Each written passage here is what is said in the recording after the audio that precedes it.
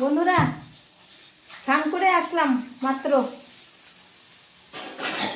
দিদি মাছ ভাজতেছে, ডাল আর হ্যাঁ দিদি ঠাকুর দিয়ে স্নান করে ঠাকুর দিয়ে তারপরে রান্নাঘরে ঢুকছে।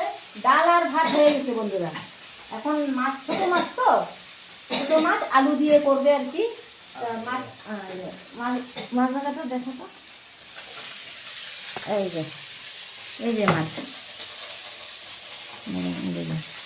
ছোট মাছ বন্ধুরা। এই যে মাছ ভাজা, এই যে মাছ ভাজা হচ্ছে আর এই যে ডাল হয়েছে, এই যে ভাত হয়েছে, এই যে ভাত, এই যে ভাত, তারপরে এই যে ডাল, পেঁপে দিয়ে ডাল লাগছে।